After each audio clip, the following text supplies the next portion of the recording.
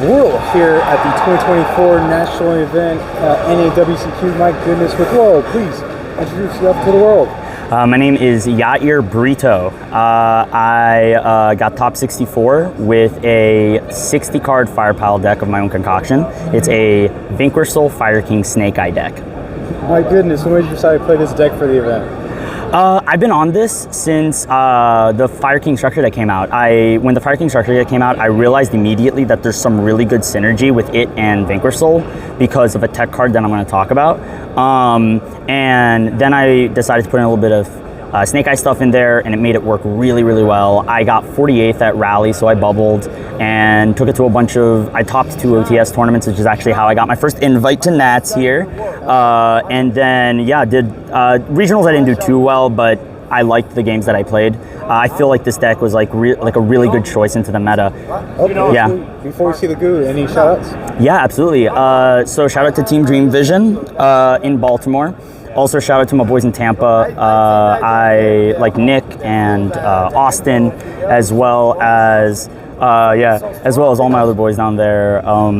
They've been so kind and so helpful to me, like helping me test, giving me ideas. My boy Jad gave me the idea for like Parallel Exceed, for instance, and that it's been a staple in my deck since then. So shout out to them. They really like helped me get this deck to where it needs to be.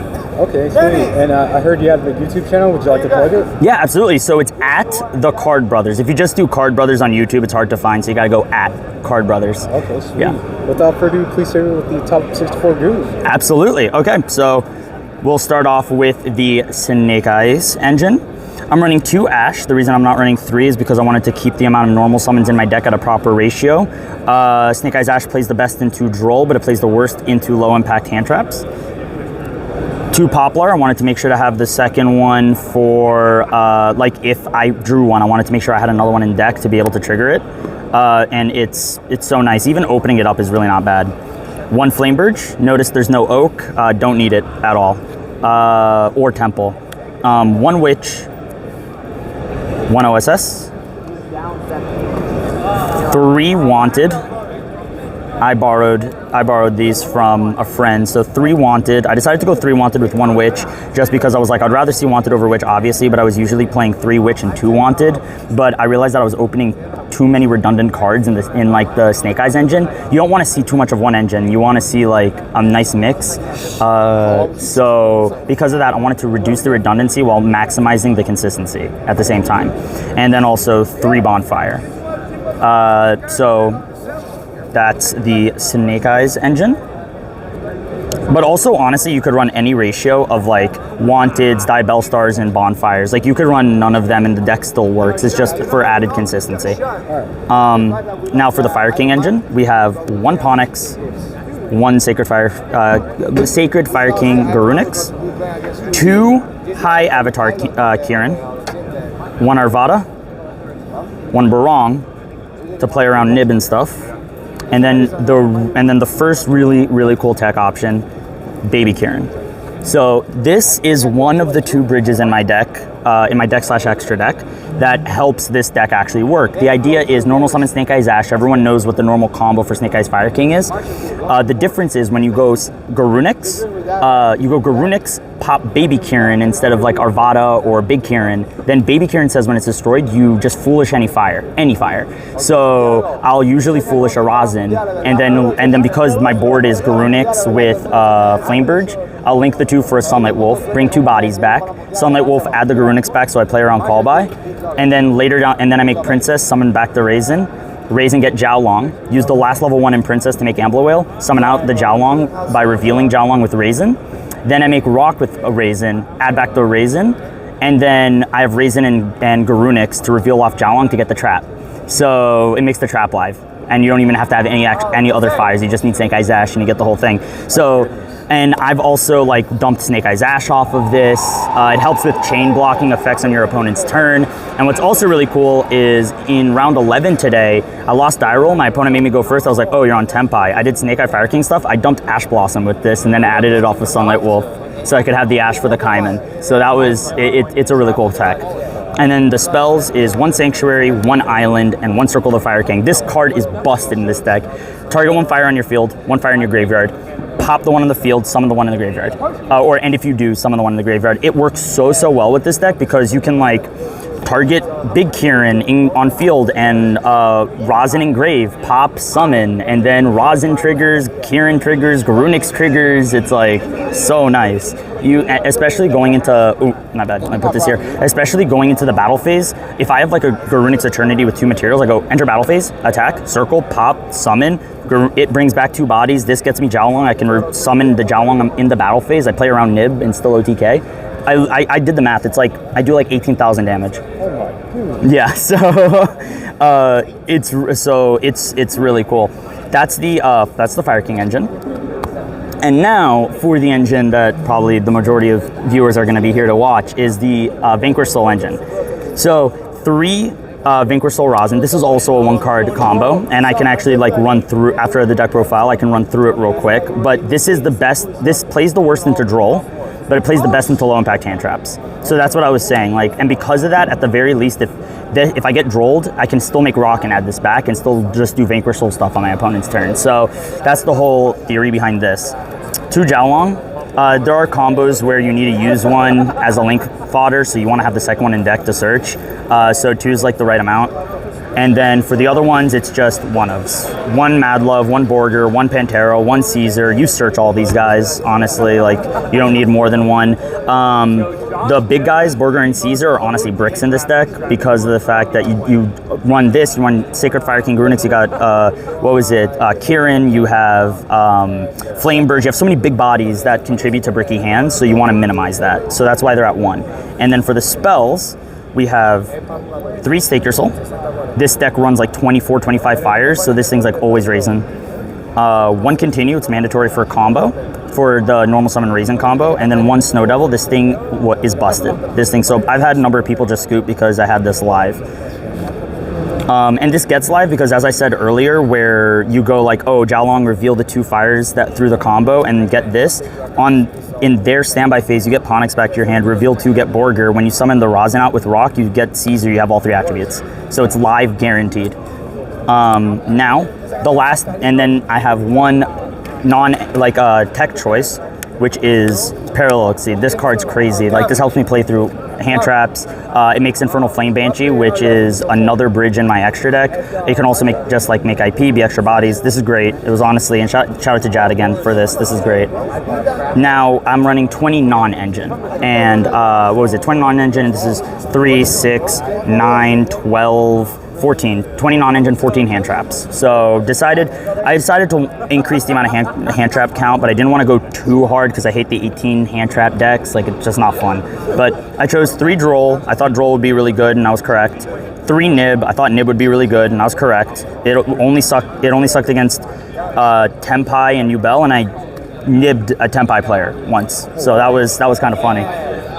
3 Crow. This was a meta call. Shout out to Austin. He told me to do Crows, to put Crows in the main actually instead of the side, and I'm so happy with it. The amount of times I had this and they would go like, oh, Engraver effect, shuffle for cost, and I'm like, Crow it, and then they're like, oh, pass. It was so nice having the Crow. Also, like, just in case gimmick puppet, you know, they Crow the spell, the rank up spell Engrave. That's nice. Crowing like Flamebird target Engrave, or if they get caught lacking and only have 2 level 1s, like Crow is good. Crow is a really good one. And then 2 Ash. I side the 3rd one. So 2 Ash, 2 Valor, 1 Nib, or not 1 Nib, 1 Imperm. Because I am running. Yeah, 3 crossouts, since I'm also running the good fire cards. So if they don't hand trap me and I just said it and they go like Snake Eyes Ash, and I can like cross out it and it doesn't matter. And as well as Call By and 2 Talents. So also I could just cross out with Talents because I play into Talents heavy, obviously. So that is the main deck, 60. It's 39 monsters, 2 traps, and whatever the difference is in spells. And so now for the extra deck, oh, my extra deck's like not organized. That's okay. So 2 Rock, this is the perfect ratio. You third one never comes up, but you need the second one. Then we have an SP alongside IP. This package was like really good. I used it a lot. Standard, self-explanatory. One Anima. In Appaloosa, I summoned this once. It did get me the game, but I only summoned it once, honestly, because I don't make this on my first turn, I make this on my opponent's turn. But I summoned SP, like SP was just mattered way more than this. I would cut this for Dark. Dark would have come up way more. Then we have, the Zelantis OTK package. So we have Zelantis with Raging Phoenix. Amblo Whale, which actually matters in this deck. Normally my end board is something along the lines of Amblo Whale Rock with Sanctuary Island and like a bunch of stuff in my hand. I run this because it can bring back my rock from the graveyard or an IP from the graveyard while being an additional disruption, because I have so many ways of popping my own stuff. So I can pop my own links and have this like get an additional pop. So Amblo Whale is mandatory. Princess, self-explanatory, even better in this deck than any other fire deck. Sunlight Wolf actually is mandatory in this deck. A lot of people cut it in their fire decks. It's understandable, but in this one you need it because, as I explained with the Snake Eyes Ash line, Sunlight Wolf gets you one of the 2 fires that you need to search the trap. So you actually do need it mandatory. One Hida, obviously. One Owl Mirage, because I'm running Parallel Exceed. This makes it that like any normal summon monster with 1,000 or less attack, which is like Baby Kieran, all the hand traps minus Imperm or Nib, or my Vanquish Souls, any Vanquish Souls really that I can make rock, it makes like, or my bad, the reason why I'm running Owl Mirage is because of those hand traps, especially. I won a game today because I went normal summon Crow, and he was like, oh, you're gonna Anima take it. I was like, no. Owl Mirage, Parallel Exceed, overlay for Infernal Flame Banshee, get Poplar summon, combo, and he was bewildered. So those are the links. And then I'm running 2 XCs, which, as you could probably guess, is Infernal Flame Banshee and Garunix Eternity. If I was to give an MVP slot, it would either be Raisin or it'd be Infernal Flame Banshee. This thing is crazy. This helps you get into your combo. I'm gonna explain right now how to do the combo with Raisin. You go Raisin, get Mad Love, make Rock with Raisin, summon out the Mad Love with Rock, get Continue, summon out the Raisin, overlay for Infernal Flame Banshee, get Poplar, summon out Poplar, get an OSS, make IP, and then just start comboing from there. So this thing's crazy. Now that's the extra deck, and now to go to the side deck. My side deck was honestly a little scuffed. I would change things, but 3 Ogre. I think this was cool. Just having additional hand traps to be able to side in game 3 when I need to make sure that my opponent can't play. Because of how like crazy like the Ubel deck is against my deck, like I just like the Ash Blossom, 3rd Ash Blossom, very nice, especially if I'm going up against Tempai. Went up against 3 or 4 Tempai, so this was nice. Then 2 Thrust alongside, which I like, especially because of how many like powerful normal spells I have, like Stake Your Soul, Bonfire, like it's great. 3 Dark Ruler, 1 Change of Heart. I never sided this. I mean, it's a good card, but I just never sided it. 3 Cosmics. And then I'm glad I decided to put these back in. Oh, these were great, by the way. 1 D-Barrier and 1 Simmel Archfiend. The Simmel Archfiend especially was goated, especially against like Tempai players and stuff. Like that's a good card. So what I would change for my extra deck, or for my side deck, is... honestly, I don't even know. I can't even say, because I don't know how this format's going to shape up after the ban list for right now. But yeah.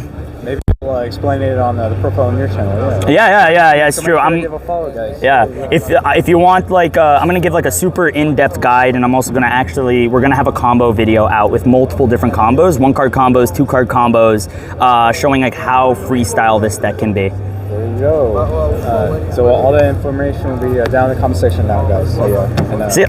Until next time, everyone. Bortle out.